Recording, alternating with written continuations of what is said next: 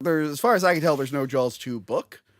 No. So they're already No. they're already struggling to come up with something. Yep. It's based on the characters created by. So Brody, yeah, no, they do that all the time. They do that, like, there's movies that are like the 5th or 6th sequel. It's like Hellraiser, like based on a work by Clive Barker. Like, he had nothing to do with this movie. That guy has pins in his head. That's all the relation is. Yep. So yeah, Jaws 2 was directed by Jeanette Swartz, who also directed Supergirl, the movie. Oh my God. And, you know, it took like 40 something years, but Helen Slater finally got to be Supergirl again in the CGI cameo in The Flash. This is actually, we'll talk about the quality of the movie. When it comes to sequels, this is like kind of like the big sequel that made like sequels. Like, sequels have always existed. Yeah. But this was like, holy shit, we can make even more money with a sequel. Like, it not, I mean, diminishing returns a little bit, but it has a great tagline. Just when you thought it was safe to go back in the water. It does. It has everything that you would want in a sequel, that you would get so excited. Yeah. You know, but it's almost like that excitement is just too much for it. If it wasn't Jaws 2, maybe it would have been okay. Maybe. But there's multiple theories why Spielberg didn't come back. He said he didn't like sequels or he didn't like the script. There's a bunch of stuff. So this movie, I think during production, I think they fired the writer and the director, not the one I mentioned, the first director, whose name I forgot to write, because they wanted to make it more action oriented. This was actually supposed to be like a real, like, darker kind of sequel. Like, Amity was supposed to be like sheltered up, like people were afraid to go there. Everyone was supposed to be kind of miserable there. It had like a really dark tone, and they decided we want it more action oriented and a little bit lighter, so they changed the whole mood of the film. Yeah. Do you know anything about Roy Schneider, why he came back for this? I actually don't remember why he wanted to come back. I thought it was, he just did for not. the money. He did not want to come back. So he was originally in The Deer Hunter, and he walked off that movie. But he had a 3-movie deal with Universal, and they were pissed. So they're like, look, we'll forgive you and get you out of that deal if you do Jaws 2 for us. And he tried to get out of it. He tried to fake insanity and stuff. But then they offered it. They did that, and they offered him a bunch of money, too. So, like, he really, really did not want to do this movie, and he was kind of forced into doing this movie. He apparently clashed with the director the whole time. So, yeah, you have, like, not as good. I mean, sure, the director's fine. He probably did like a bunch of stuff, but like not as good of a director as Spielberg. They don't have a book to even adapt the story, so they're kind of going in blind with this one. Yeah. And they have a main actor who doesn't want to be there, doesn't want to do any of it. Yep. Yeah, and they kind of made the decision to be like, well, everyone's going to expect to see the shark. We already showed it. Why even try to build as much suspense? There's almost like no suspense to it. There was one, and it failed right away. It like, all right, how am I supposed to believe this one? Yeah, you know? so can you believe it? There's another shark.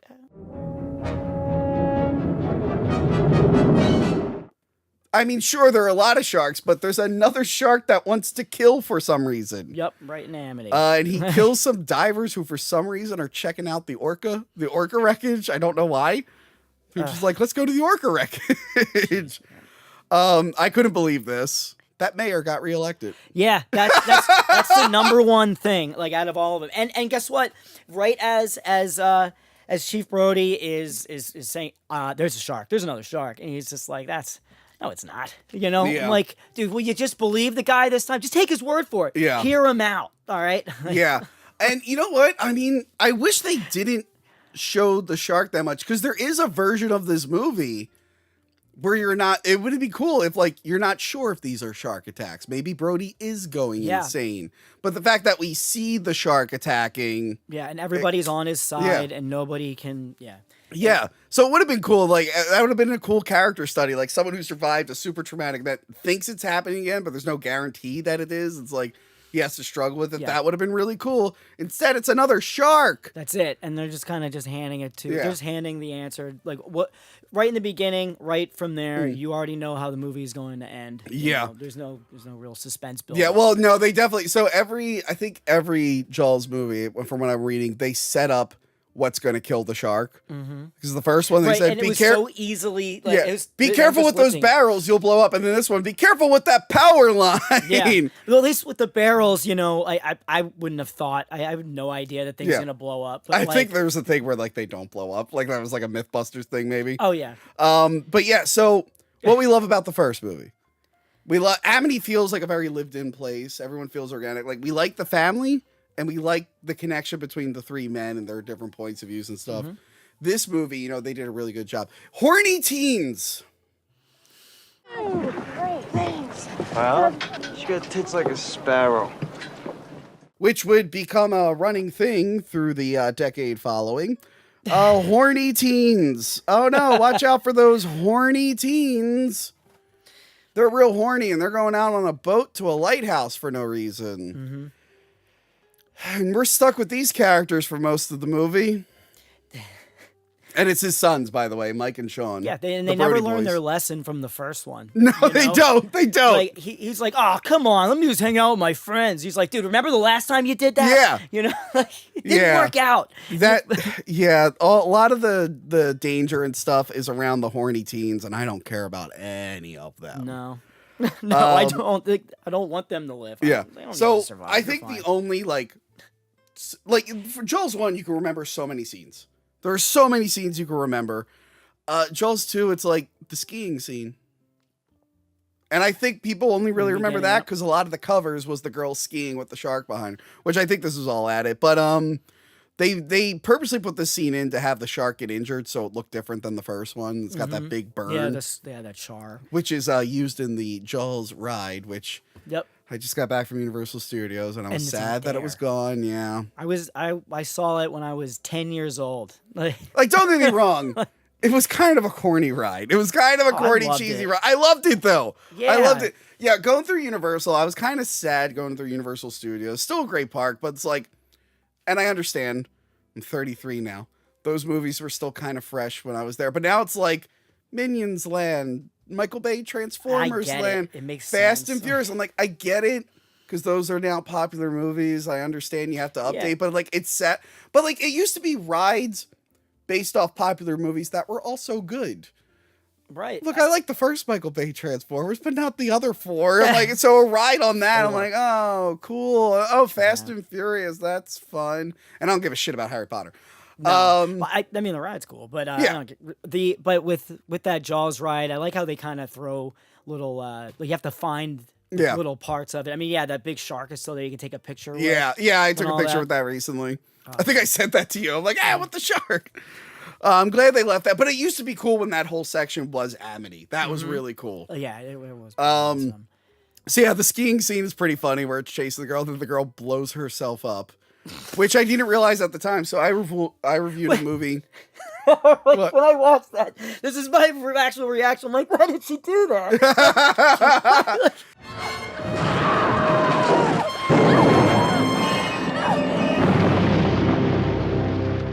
So I didn't realize I reviewed a movie called Cruel Jaws, which was released in some countries as Jaws 5. And by the way, I'm going to pause. I know you fuckers are making fun of the way I say Jaws in the comments. I have that Northeast Philly thing where I add L's to words that end in AW. I don't do that. I mean, I'm from the Delco area, and I sound everything out. I say water. Okay, I say water too. So I don't have like a lot of like real Philly things, but the AW thing, that's the one that gets me. And everyone's like, Tony, what's Jaws? And I'm like, shut up, stop making fun of me. Jaws. So anyway, in Cruel Jaws, when I watched that movie, and it's been a while since I saw Jaws 2, and I remember being like, yeah, that girl blows herself up. That's so stupid. I didn't realize it was straight up taken from Jaws 2 because they just reuse footage. But yeah, the girl's like, oh no, a shark. I'm going to hit it with gasoline. What a... And I love the whole time this old lady's just watching from her porch. She's like, oh, what's going on out there? Oh, yeah, wait. And then later on, she saw clearly what happened. Yeah. And then when they asked her, she was like, what'd she say? She was like, oh, it's just, there was just smoke everywhere. And you're like, there was a fire and you saw the boat blow There was an up. explosion. Yeah, they were like, they were right there. I always liked when they find the dead whale, the killer whale. Yeah. Because I forget when. Cheek missing. Which, by the way, Orca is now streaming. I forget on what platform. You ever see Orca? Orca? Oh, you've never seen Orca? No. Oh my god! So it was one of those Jaws cash grabs, but it's about a killer whale. It's awesome. Well, we could just watch that documentary. It's like the same thing. Yeah, well, no, this is a whale where like its mate was killed, so the whale now wants revenge on the whale hunters. But like, I think Bo Derek's in it. I think there's like a house that's built on a cliff. And straight up the killer whale like eats through the house to get the girl. It's awesome. So when I see the killer whale, it's gonna like, be my whole summer now. I'm gonna be watching these things. I'm like, I really want a Jaws versus Orca movie so bad. But that was a cool like practical effect, like the corpse on the beach. I thought that looked really cool. And then that girl is there because they couldn't get Hooper back.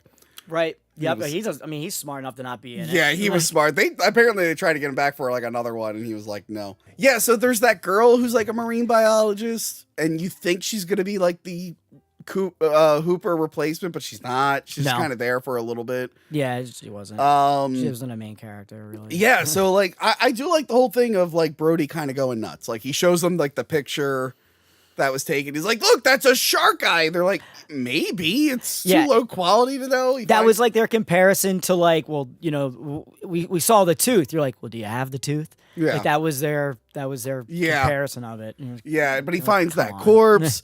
Then it all comes to a head when they have the big day, the opening day on the beach.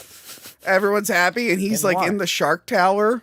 Yep. And we're like, what's that man doing up there? Nothing. He's doing nothing. Dude, he would stop being a cop and they would take his badge away if he acted like that in real life. He started shooting at a kid. Again. This is the part of the movie I like. I'm like, I'm going to watch a whole movie like this. When he runs on the beach because he thinks he sees the shark and he just starts firing his gun into the ocean. Just blindly. And then the guy's like, dude, it's just bluefish. It's just bluefish. They do that. And he's like, oh, false alarm, everybody. I got to go back to my tower. Look.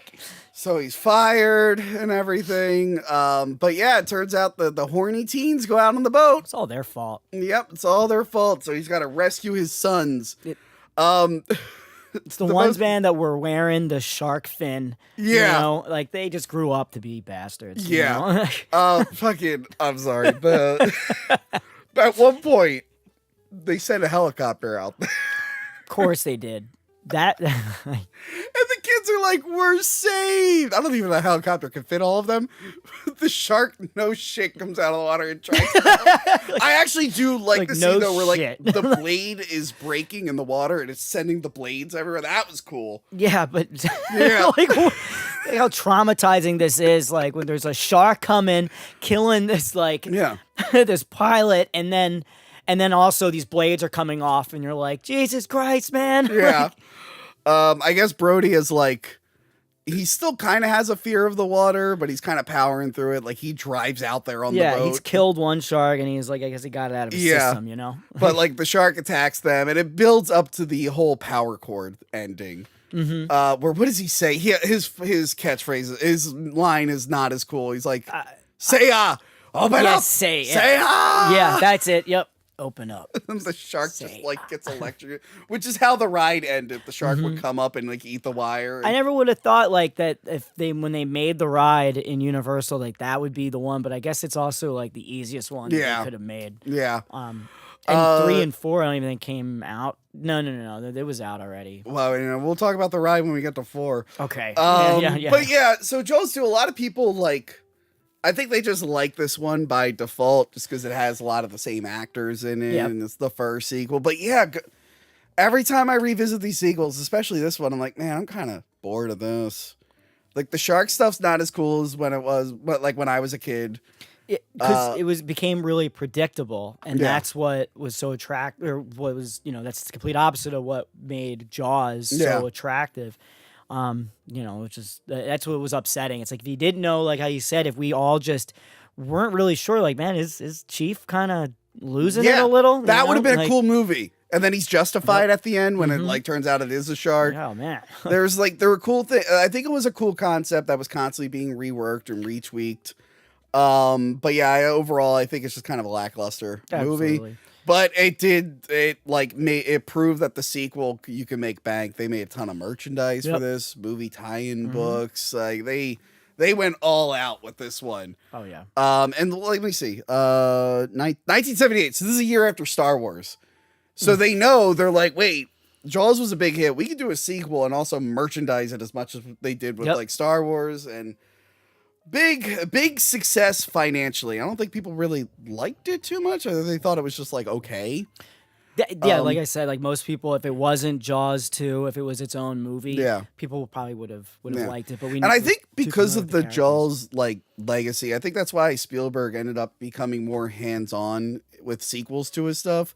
I mean, he directed The Lost World, which isn't good, but he like was involved with the production of like all the Jurassic Worlds and stuff. Because I think he just, some people don't like those movies, but like I think he just didn't want to have another Jaws situation where it's like other people kind of tainted his stuff. Yep. Where it's like, you know what, I'm involved with this at least. And then with Indiana Jones, he's like, I'm gonna direct the sequels and until this new one. Yeah, it wasn't just to have his name attached to anything. Yeah. Which is complete opposite. Because you see, like this franchise kind of becomes a joke toward the end. Yeah. But yeah, it's okay. I mean, if you just have it, it's a good background movie, I guess. Yeah, I mean, I've seen it. I've seen it. It's one of the 3 sequels we talk about that I've definitely seen more than once.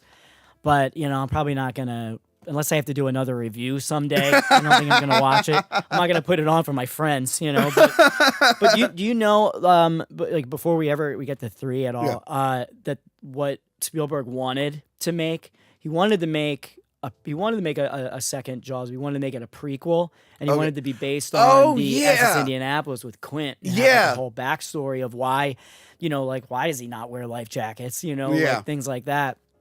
They made a Nicolas Cage movie a few years ago that was about the Indianapolis. I don't know if it was good, but I wanted to check it out. I know his son, Quint's son, has like some play that he does. Oh, the actor's son? Oh, I thought you... Yeah, Quint. Yeah. I thought you meant Quint's like actual... Robert Shaw's son, yeah. I'm like, Quint had a son? Yeah. You don't remember that part? It was in the special features. I don't particularly remember that part. By the way, I'm looking at my Movie Maniacs Jaws set over there. I saw it. It's falling apart. I'm like, I found the box where I'm like, you know what? You're going back in the box. You're falling apart. I need you to be in there. You're a dust magnet. It's just like the real boat. So yes, that was it for Jaws 2.